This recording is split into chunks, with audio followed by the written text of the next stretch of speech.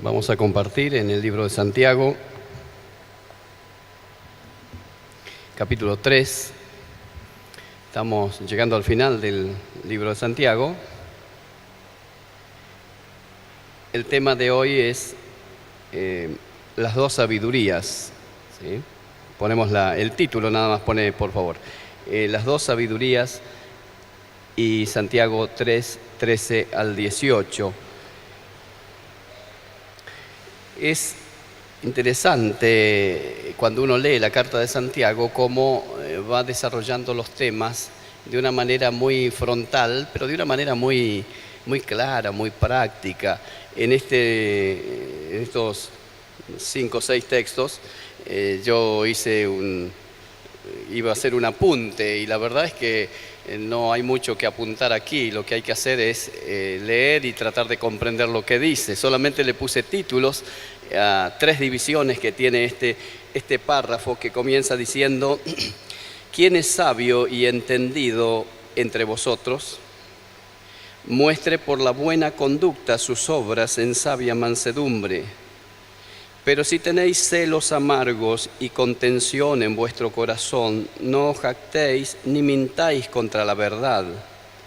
Porque esta sabiduría no es la que desciende de lo alto, sino terrenal, animal, diabólica. Porque donde hay celos y contención, allí hay perturbación y toda obra perversa. Pero la sabiduría que es de lo alto es primeramente pura, después pacífica, amable, benigna, llena de misericordia y de buenos frutos, sin incertidumbre ni hipocresía. Y el fruto de justicia se siembra en paz para aquellos que hacen la paz. Las dos sabidurías que presenta Santiago aquí. Y a mí me pareció que teníamos que volver a capítulo 1, versículo 5, creo que es, que dice: y si alguno de vosotros tiene falta de sabiduría, pídala a Dios, el cual da a todos abundantemente y sin reproche, y le será dada. Vamos a ir mirando, y ustedes tienen ahí ahora sí el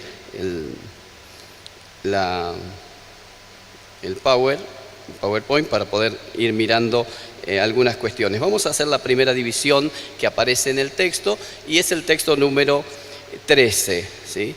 Es la pregunta comprometida. Es una pregunta muy comprometida, porque si yo les pidiera ahora, no les voy a pedir, solo lo voy a decir, así que absténganse de hacer su votación pública, ¿sí? ¿Quién es sabio aquí? A ver, levante la mano, no la levante, ¿sí? Si quiere levantarla, levante. Si yo pregunto quién es sabio, ¿quiénes levantarían la mano? Bueno, algunos no la levantarían porque dirían: no me voy a hacer el sabio. Y otros no la levantarían porque dirían: yo sabio no soy.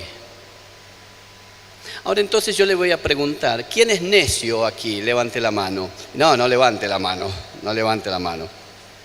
Pero si les pedimos que levanten la mano, la persona diría: no voy a hacer el tonto de levantar la mano.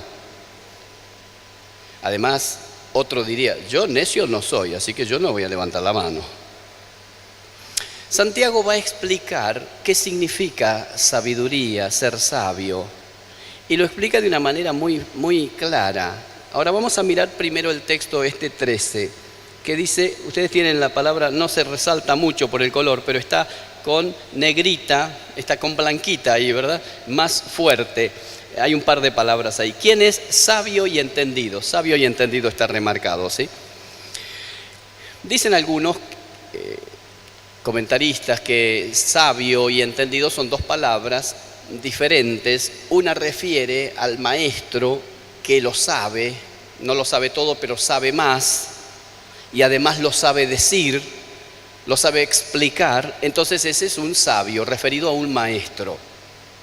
Y entendido refiere a un experto, a uno que sabe hacer la cosa, tiene experiencia, es un práctico.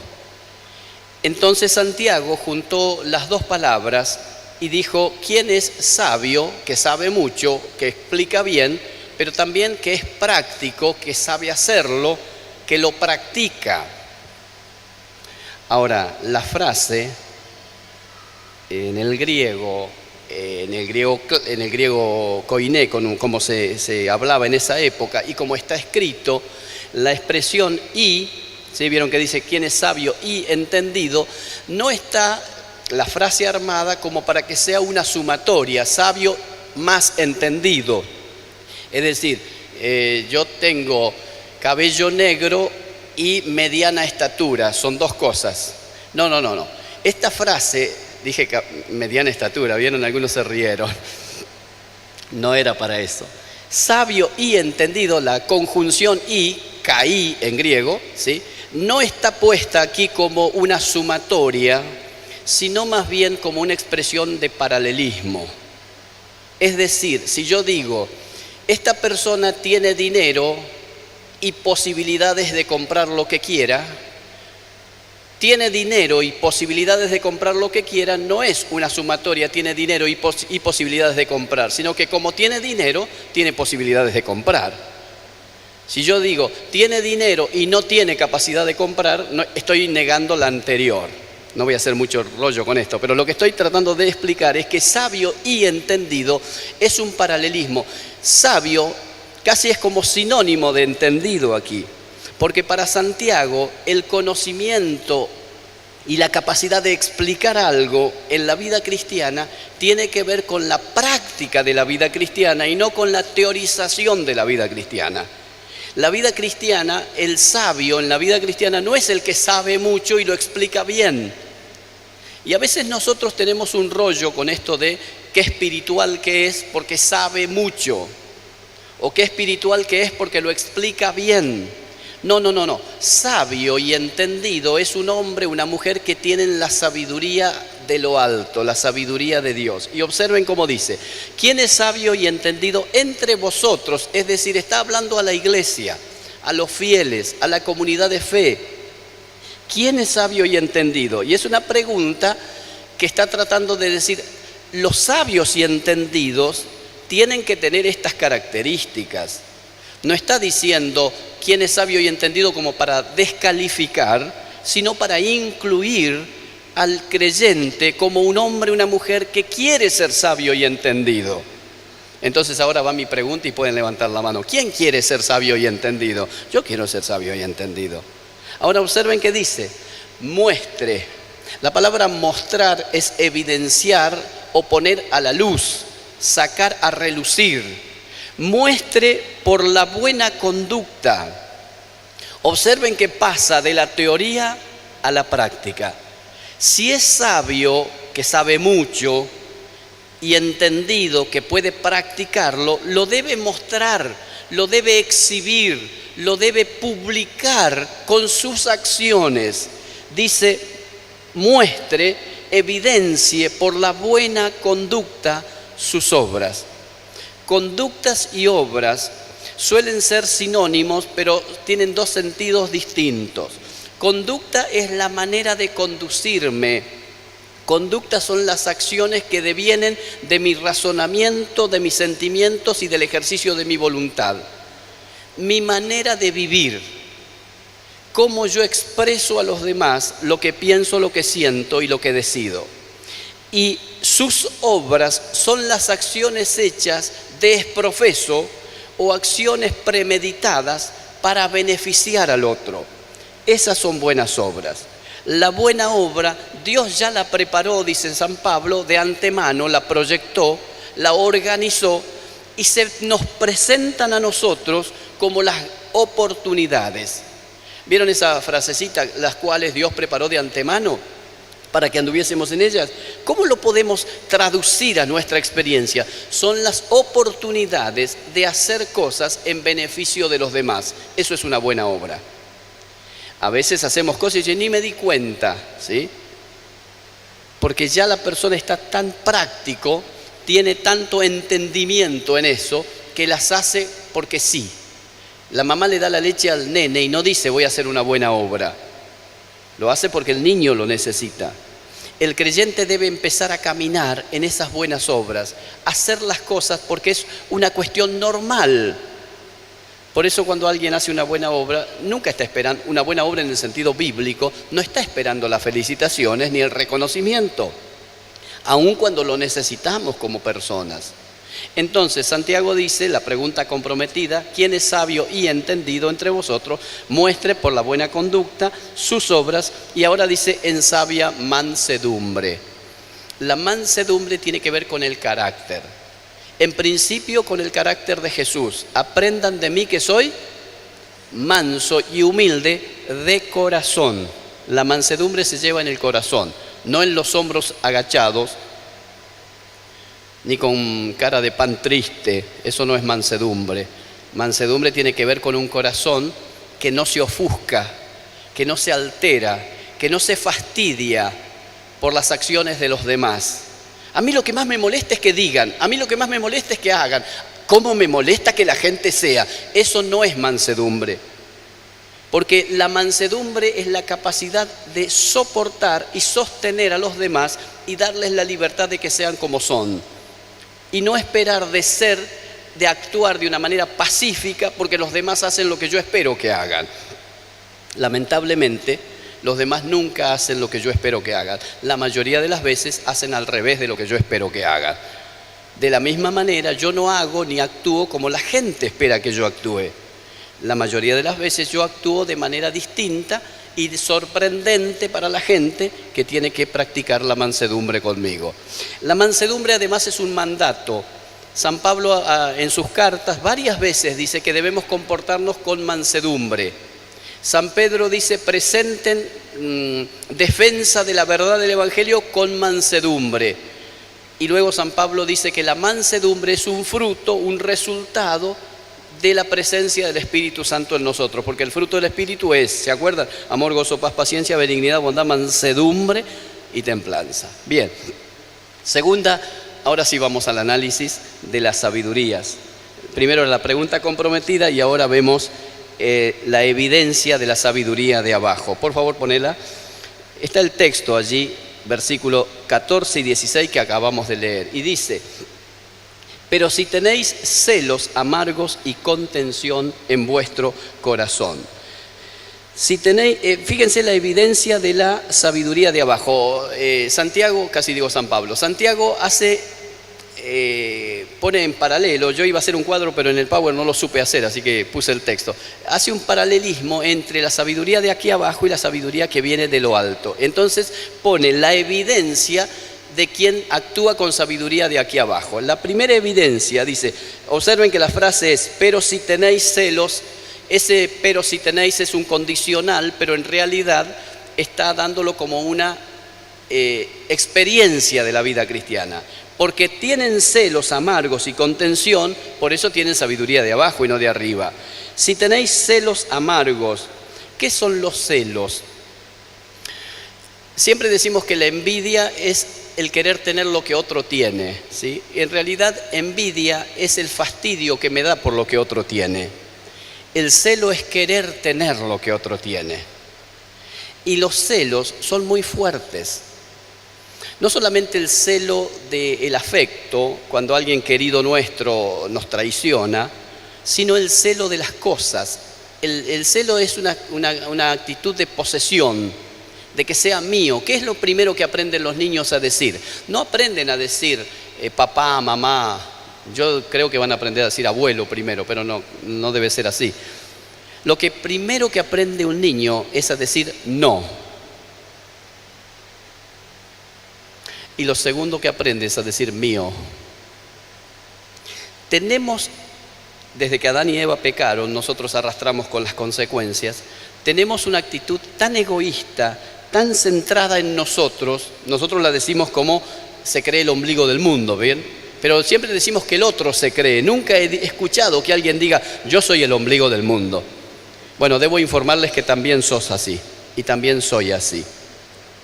Yo creo que el mundo gira alrededor mío. ¿Ustedes no? Sí, nosotros pensamos que la gente gira alrededor nuestro, que somos el centro, ¿sí? Celos es el deseo de querer tener, de querer poseer. y va unido al fastidio de que el otro lo tenga. Y eso genera una amargura. ¿Alguien probó alguna vez el ajenjo? Ahora sí levanten la mano. ¿Alguien probó el ajenjo? Sí, hay varios acá. El ajenjo es amargo en serio. Miren, los celos son como el ajenjo. Una persona con celo es una persona que se fastidia porque otro ha logrado algo que él no ha logrado. O a veces ha logrado lo mismo que él ha logrado. Y a veces ha logrado más de lo que él ha logrado. Entonces siente adentro un fastidio interior. Por eso Santiago dice celo amargo. No disfruta el hombre y la mujer que tienen celos. Viven amargados adentro. Y por supuesto le echan la culpa a los demás. A los padres, a los pastores, a los maestros, a los profesores, a los directores, a los gobernantes. El mundo está contra mí. Celos amargos. Fastidio interior. Si pudiéramos mirarnos a nosotros en lugar de mirar tanto hacia afuera. Santiago dice, ustedes quieren ser sabios y entendidos. Miren, si tienen celos amargos, y agrega, y contención. La palabra contención significa pelea. ¿Y cómo nos peleamos? A veces nos peleamos expresándolo hacia el afuera, y otras veces nos peleamos adentro y discutimos con la otra persona y la otra persona ni está. Y yo le voy a decir, y ya va a ver cuando lo vea, ¿sí? Y guardamos celos amargos. Y Santiago dice, esta sabiduría no es de arriba, es de abajo. Ahora, nosotros como congregación estamos 1 hora y media, 2 horas aquí y pocas veces nos vamos a pelear. Hay que venir muy fastidiado para pelearse en 2 horitas aquí. ¿Dónde practico esto de no pelearme? En primer lugar, en mi propia casa, con mis hijos. Y si tenés hijos adolescentes, te acompaño el sentimiento. Y si tenés padres muy mayores, también. Cuando tu hijo te dice, ya me lo dijiste papá, ya me lo dijiste mamá, no me lo repitas más, yo sé bien lo que hago. ¿Y qué nos agarra de adentro? Una contención. No de contenernos, sino de pelea, de contienda. Yo soy tu padre. ¿Sí? Y empezamos la discusión. ¿Sí? Claro que no estoy diciendo que tenemos que permitir todo, pero sí que tenemos que aceptarlo tal como es. Entonces la sabiduría de abajo tiene amargos celos y contención. Y entonces dice, no se jacten ni mientan contra la verdad. No se hagan los espirituales si están viviendo con amargura y con peleas. Dice, porque esta sabiduría no es la que desciende de lo alto, sino, y da 3 características, terrenal, animal y diabólica. Terrenal porque refiere a que solo resuelve cosas de aquí abajo esa sabiduría. No nos permite tener decisiones que apunten a la eternidad o que apunten al corazón de los demás. Es terrenal, está limitada. Cuando dice animal, refiere a natural o sensual. Sabiduría que solo brota de nuestros sentimientos. Y finalmente dice diabólica, porque el diablo también tiene sabiduría. Y va a tratar de convencernos a hacer el gran negocio, establecer las grandes relaciones humanas, y de pronto nos va a meter en un brete en donde no vamos a saber cómo salir. Entonces esa sabiduría que es tan limitada no nos alcanza para agradar a Dios ni para ser felices aquí abajo. El tema es que cuando agradamos a Dios somos felices. El problema nuestro es que buscamos al revés, buscamos ser felices y de paso que Dios se agrade. Acá dice que la sabiduría que viene de abajo es terrenal, animal y diabólica.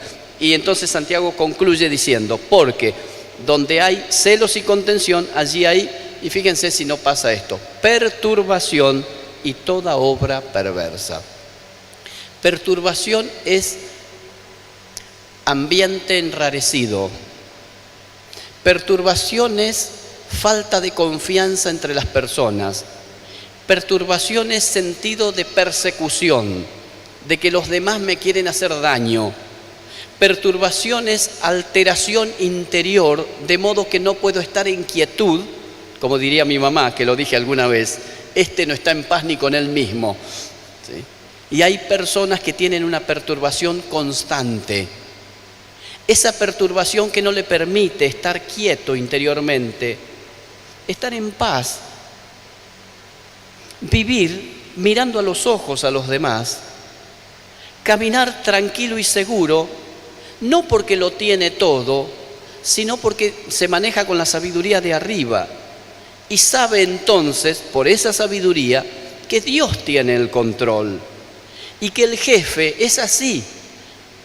No, yo me voy de acá. ¿Vieron esa persona? Yo me voy de acá. Creen que yéndose de acá resuelven el problema. El problema no está acá en el espacio geográfico, sino acá en el interior del corazón. Eso dijo Jesús.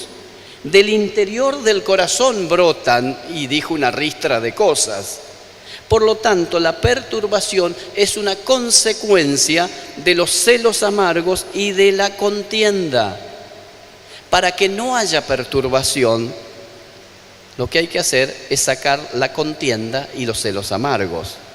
Y para sacar eso hay que renunciar a la sabiduría de abajo y abrazarse a la sabiduría de arriba.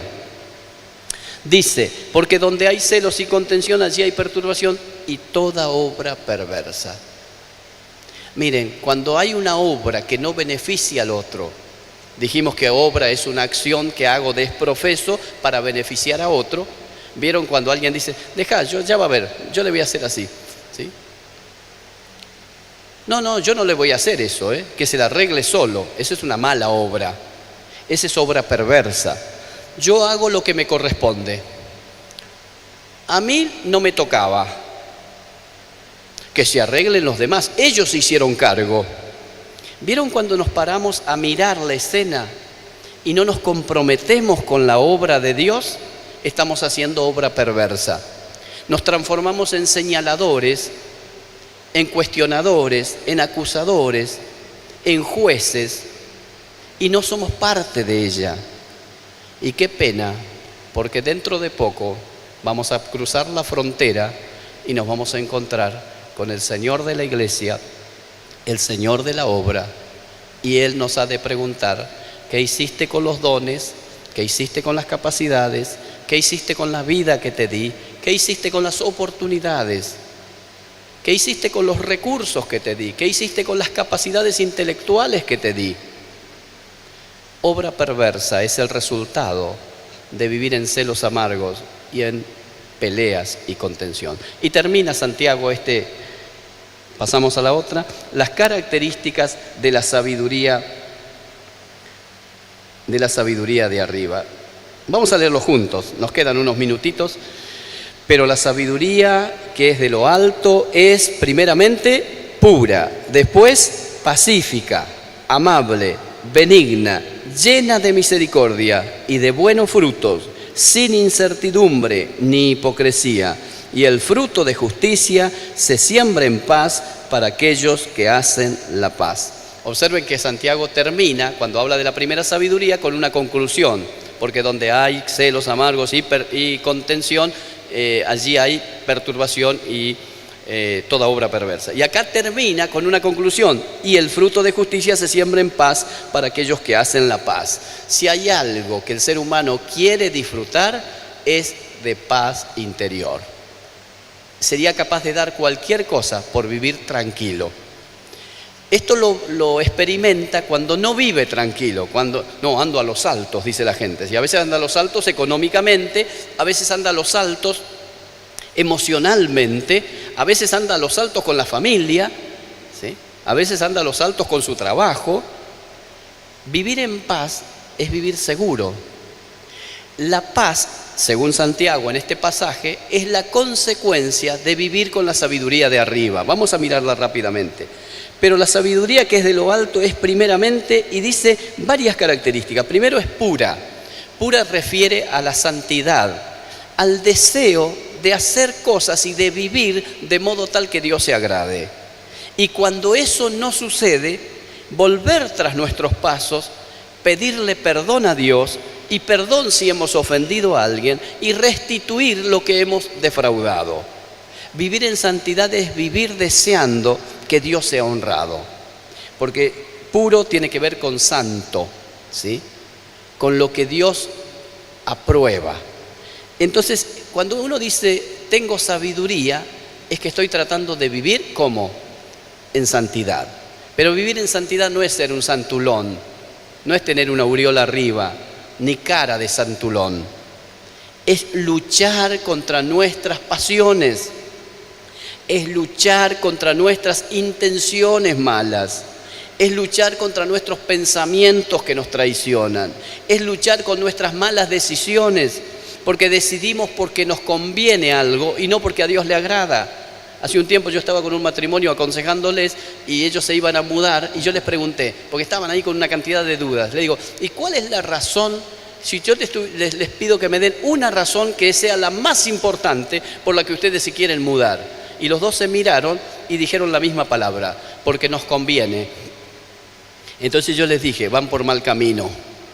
Cuando usted cambia de trabajo porque le conviene, cuando usted cambia de barrio porque le conviene, cuando cambia de escuela porque le conviene, cuando cambia de iglesia porque le conviene, está en mal camino.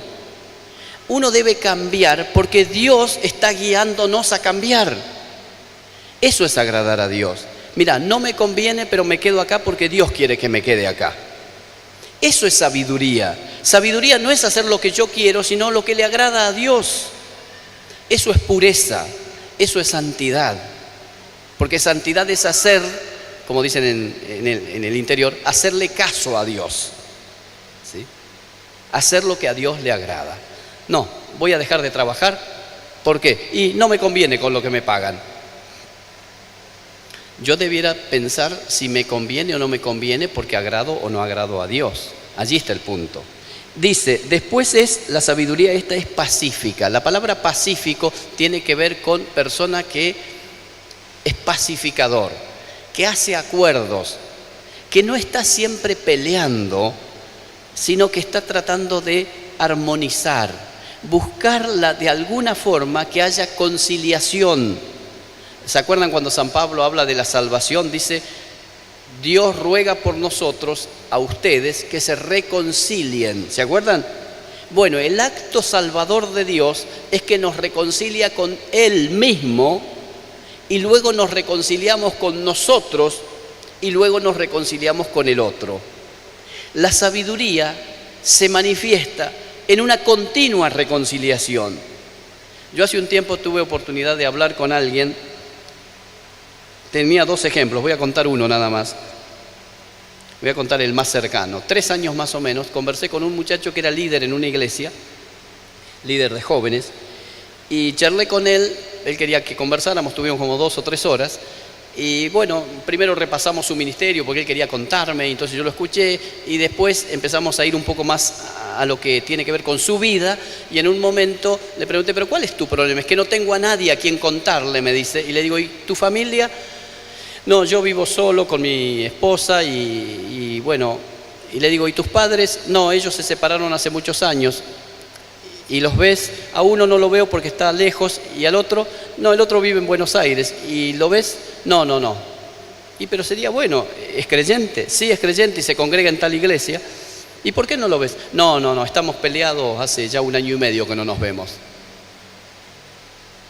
Habíamos hablado casi 1 hora y media de su ministerio. Y hace 1 año y medio que no ves a tu mamá, le dije yo. Sí, estamos disgustados, ella tomó una decisión equivocada, yo no estoy de acuerdo, así que no le hablé más. Y le digo, pero espera, vamos a ver. No quiero que hablemos del tema. Entonces yo le dije, si no podemos hablar de ese tema, no podemos hablar de tu ministerio, ni siquiera de tu vida cristiana. ¿Para el Día de la Madre la llamaste? No. ¿Para su cumpleaños? Tampoco. ¿Y para Navidad? No, hace 1 año y medio que no la veo, ni la quiero ver. Sabiduría de arriba es ser pacificador. No importa quién tiene razón. Nosotros creemos que para estar en paz con alguien me tiene que dar la razón. ¿De dónde sacamos eso? ¿Es que acaso los discípulos de Jesús siempre le dieron la razón a Jesús? No. Y Él estuvo en paz con todos. Hermanos queridos, tener la sabiduría de Dios es vivir en paz y es ser pacificador, es ser conciliador, es poder abrazar al otro aunque no esté de acuerdo con las cosas que hace. Porque Dios nos ha abrazado y nos ha perdonado, pero nunca estuvo de acuerdo con nuestros pecados. Pero no dice que nos perdonó y después nos amó. ¿Cómo dice el libro de Apocalipsis? Al que nos amó y nos lavó. Por lo tanto, nos amó cuando estábamos sucios. Pacificador es abrazar al otro, no importa en la condición que está. Ahora, la sabiduría es, ¿dónde estamos? Es pura, es pacífica y es amable. ¿Qué significa que es amable? San Pablo usa la misma palabra cuando dice vuestra gentileza sea conocida por todos los hombres. Y San Pedro la usa diciendo que seamos afables. Amable es persona que se usa mucho esa expresión. Tiene don de gente. ¿Vieron que dice alguien? La persona dice tiene don de gente. ¿Qué significa don de gente? Que trata bien a las personas. El buen trato tiene que ver con la sabiduría de Dios. Ser amable es tener el corazón de Dios. Dios siempre fue amable con nosotros. Jesús fue amable. Ser amable no es ser buenito, no es ser simpático.